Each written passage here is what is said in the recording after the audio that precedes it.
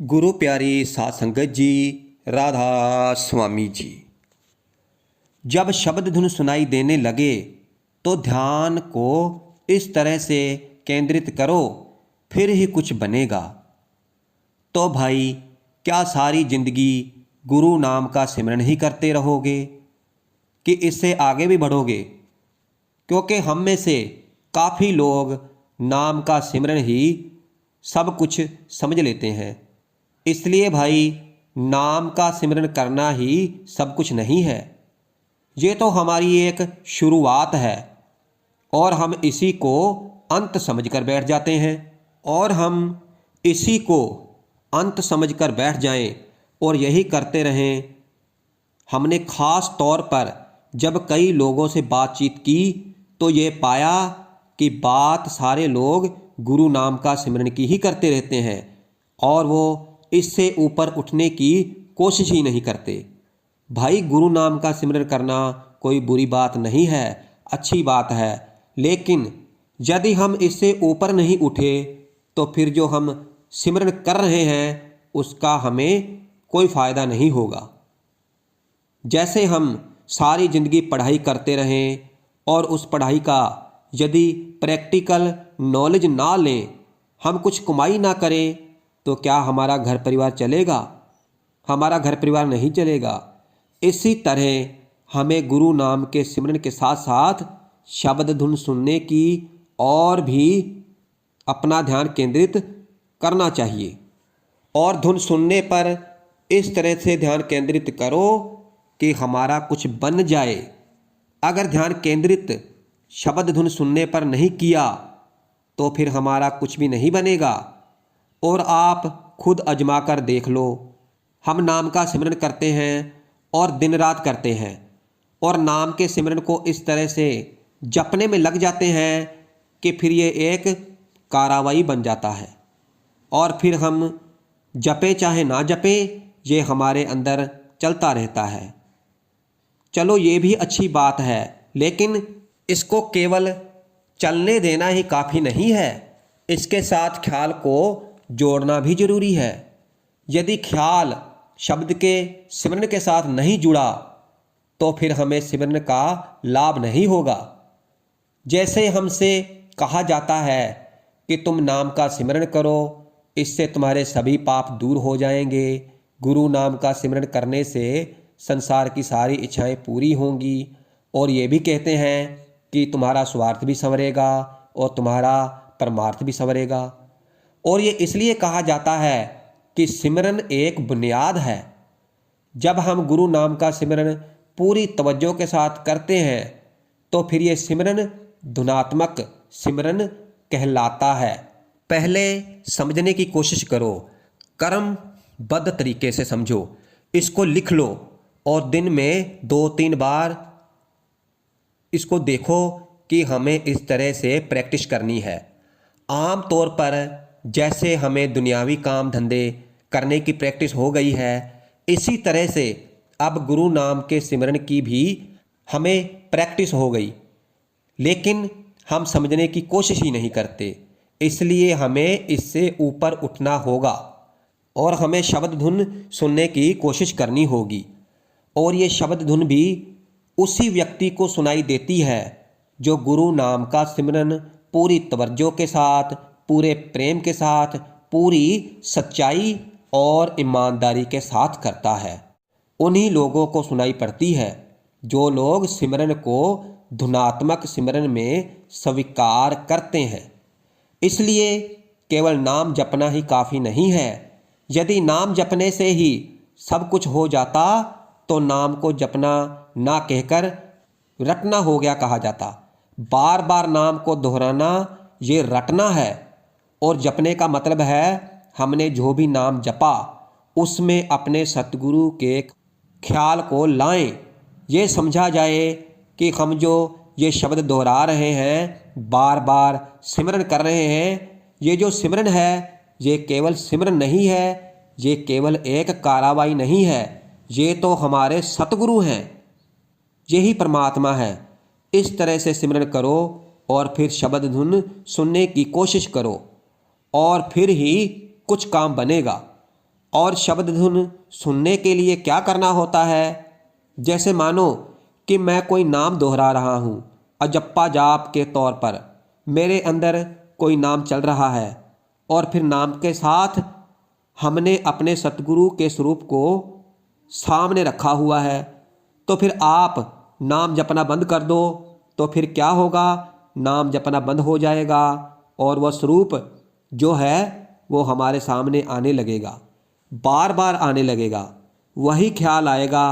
उदाहरण के तौर पर जब हमारी किसी से कहा सुनी हो जाती है, यानी लड़ाई झगड़ा हो जाता है, तो वो हमें कुछ अपशब्द कहता है। ये हुई एक बात।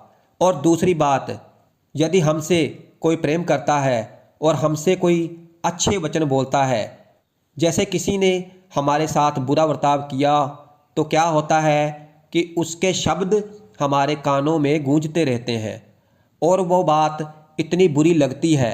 फिर क्या होता है कि वो शब्द ख़त्म हो जाते हैं, लेकिन उसकी शक्ल हमें याद रह जाती है कि उस व्यक्ति ने मुझसे ये बात कही। उसका ख्याल तब तक हमारे दिमाग में रहता है जब तक कोई नई चीज़ हमारे दिमाग में ना आ जाए, तब तक। और आप इसी बात को अच्छे तौर पर ले लो, यदि हमसे हमारे गुरु ने कुछ कहा है तो हमें अपने सतगुरु की बातें उतनी ही याद आनी चाहिए जितनी कि वो दुनियावी तौर पर आ रही थी।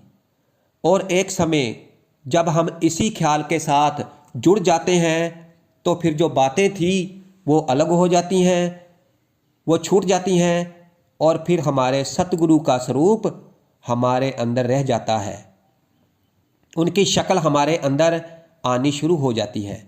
जैसे उस व्यक्ति से हमारी कहा सुनी हुई और उसका स्वरूप हमारे सामने आया और फिर दूसरे का स्वरूप आ जाता है, तब पहले का स्वरूप चला जाता है।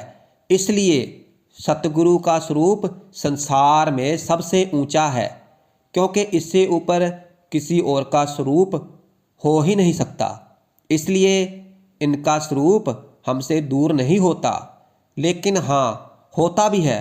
वो कैसे? जब इस स्वरूप से हमें शब्द धुन सुनाई देने लग जाए तो फिर ये स्वरूप भी गायब हो जाता है। इसी को शब्द धुन सुनना कहते हैं।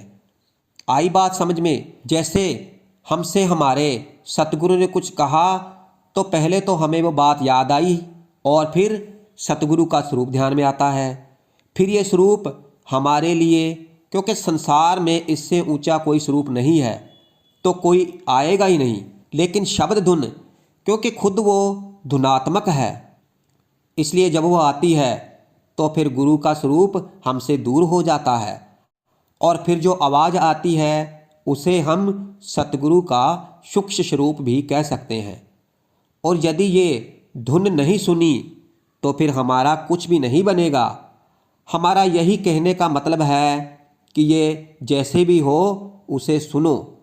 तो भाई जिन लोगों को ये सुनाई पड़ती है तो उनको मुबारक है, और जिन्हें सुनाई नहीं पड़ रही है, बहुत समय से नामदान लिया हुआ है, नाम की कमाई कर रहे हैं, उन्हें अपनी दिनचर्या पर विचार करने की ज़रूरत है। इसलिए हमने कहा कि आप कोशिश करो और इसको कापी पर लिख लो कि जब हम नाम का सिमरन करते हैं, जब बार बार इस चीज़ को दोहराएंगे तो फिर समझ आएगी कि जब हम गुरु नाम का सिमरन करते हैं तो सिमरन के साथ अपने ख्याल को जोड़ना है, खाली नहीं छोड़ना है। नाम को जपना है, रटना नहीं है, क्योंकि रटने से अगर ये काम हो जाता तो सबसे पहले सचखंड में तोते पहुंच जाते, क्योंकि तोते के अंदर रटने का बहुत अभ्यास होता है। उनको अगर एक बार एक बात बोल दो तो वो उसको बार बार दोहराते रहते हैं। तो क्या हम तोते हैं क्या? इसलिए भाई तोते की तरह नाम नहीं रटना है, नाम को जपना है, क्योंकि हम सतगुरु के सच्चे भक्त हैं और इसीलिए हमें सच्चा नाम मिला है।